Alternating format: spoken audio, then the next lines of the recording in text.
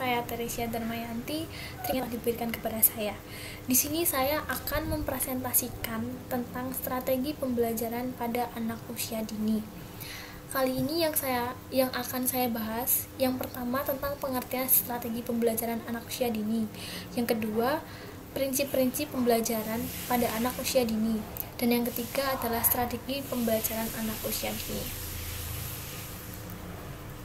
Untuk pengertian strategi pembelajaran anak usia dini adalah pola umum perbuatan guru dan murid dalam mewujudkan kegiatan belajar mengajar. Strategi pembelajaran adalah segala usaha guru untuk menerapkan berbagai metode pembelajaran dalam mencapai tujuan yang diharapkan. Dengan demikian, strategi pembelajaran menekankan kepada bagaimana aktivitas guru mengajar dan aktivitas anak belajar. Ada 4 hal yang perlu dicermati lebih lanjut. Yang pertama adalah pendidikan adalah usaha sadar yang terencana. Berarti proses pendidikan di lembaga-lembaga belajar atau sekolah bukanlah proses yang dilaksanakan secara asal, tetapi proses yang bertujuan sehingga segala aktivitas belajar yang dilakukan guru dan anak didik diarahkan pada pencapaian tujuan. Yang kedua, proses pendekatan yang terencana diarahkan untuk mewujudkan suasana belajar dan proses pembelajaran yang harus dimaknai oleh anak didik bahwa belajar harus memperoleh hasil dan manfaatnya yang berjalan secara seimbang untuk menempuh menjadi manusia yang berkembang secara utuh.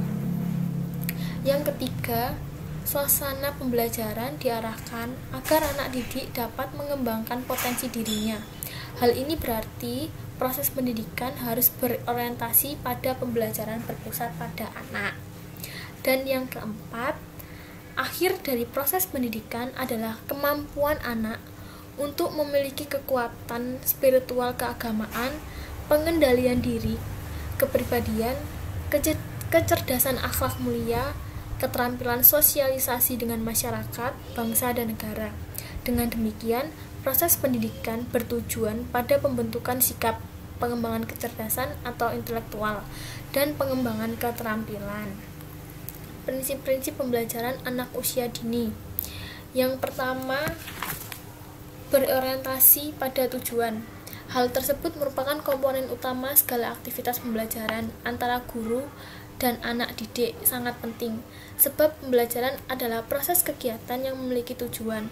Oleh karenanya, keberhasilan suatu strategi pembelajaran dapat dihasilkan keberhasilannya bila anak didik mencapai tujuan pembelajarannya yang telah ditentukan.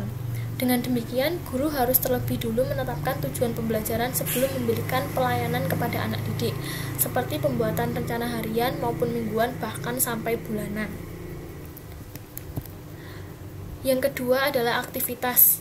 Pembelajaran bukan saja menghafal atau sekedar informasi, tetapi pembelajaran adalah berbuat untuk memperoleh pengalaman baru. Oleh karena itu, strategi pembelajaran harus dapat mendorong anak didik untuk banyak melakukan uji coba dan permainan-permainan baru. Yang ketiga, individualistis. Usaha mengembangkan setiap individu anak didik, sebaiknya standar keberhasilannya ditentukan oleh standar keberhasilan guru. Semakin tinggi standar keberhasilan, semakin berkualitas proses pembelajarannya. Yang keempat, integritas. Pembelajaran pada anak usia dini bukan hanya mengembangkan kemampuan kognitif saja, tetapi harus mengembangkan aspek lain, yaitu afektif dan psikomotor. Oleh karena itu, strategi pembelajaran harus mengembangkan aspek-aspek tersebut secara integratif. Salah satunya metode diskusi tidak hanya mendorong intelektual anak didik, tetapi mereka didorong secara keseluruhan untuk bersikap jujur dan lainnya. Yang kelima adalah interaktif. Interaktif mengandung makna bahwa mengajar bukan hanya sekedar menyampaikan pengetahuan dari guru ke anak didik, melainkan mengajar sebagai proses mengatur lingkungan yang dapat merangsang anak untuk belajar.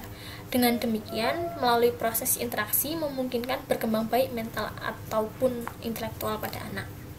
Yang keenam, inspiratif.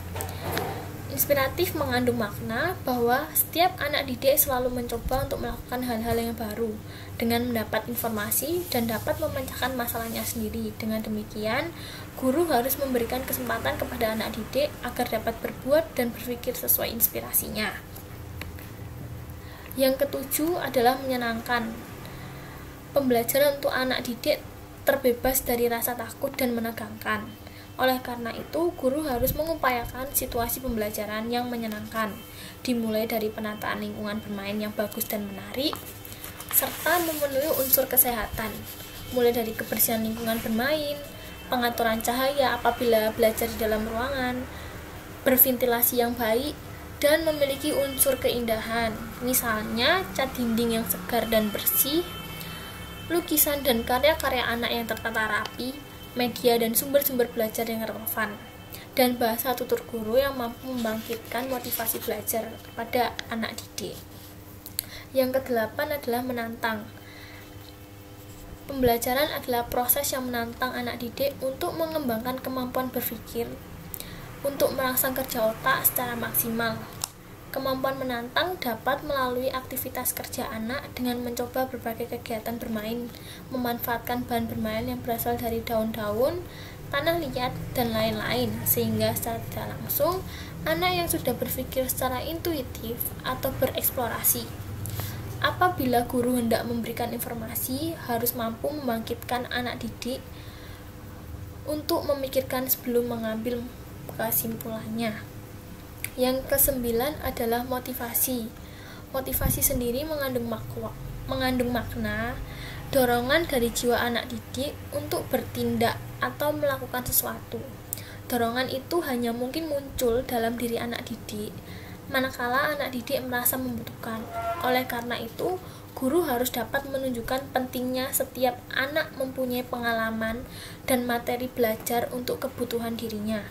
Dengan demikian, anak didik belajar tidak sekedar memperoleh nilai atau pujian, melainkan dorongan oleh rasa ingin tahu sesuai kebutuhannya.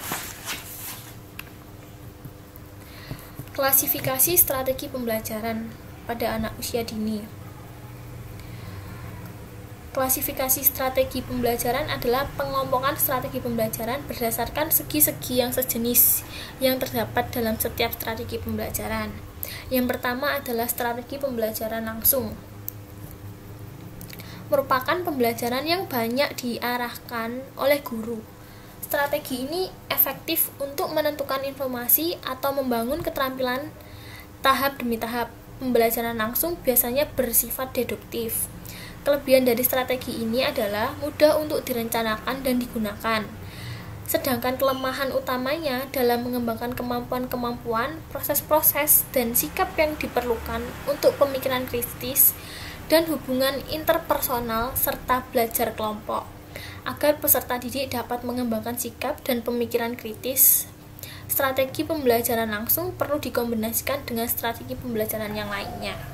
Yang kedua, strategi pembelajaran tak langsung. Sering disebut dengan inquiry induktif. Pemecahan masalah, pengambilan keputusan dan penemuan berlawanan dengan strategi pembelajaran langsung. Pembelajaran tak langsung mampunya berpusat pada anak didik. Meskipun dua strategi tersebut dapat saling melengkapi, peran guru bergeser dari seorang penceramah menjadi fasilitator. Guru mengelola lingkungan belajar untuk memberikan kesempatan peserta didik untuk terlibat. Kelebihan dari strategi ini adalah mendorong ketertarikan dan keingintahuan peserta didik, menciptakan alternatif dan menyelesaikan masalah, mendorong aktivitas dan pengembangan keterampilan interpersonal dan kemampuan yang lain. Pemahaman yang lebih baik mengekspresikan pemahamannya.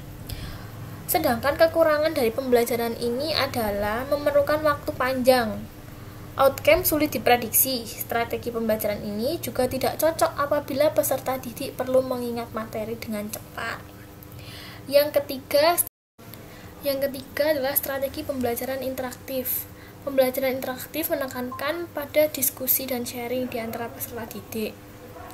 Diskusi dan sharing memberi kesempatan peserta didik untuk bereaksi terhadap gagasan, pengalaman, pendekatan, dan pengetahuan guru atau temannya, dan untuk membangun cara alternatif untuk berpikir dan merasakan.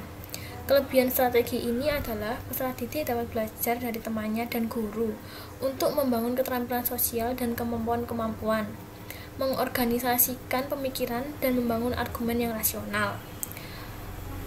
Strategi alternatif ini memungkinkan untuk menjangkau kelompok-kelompok dan metode-metode interaktif.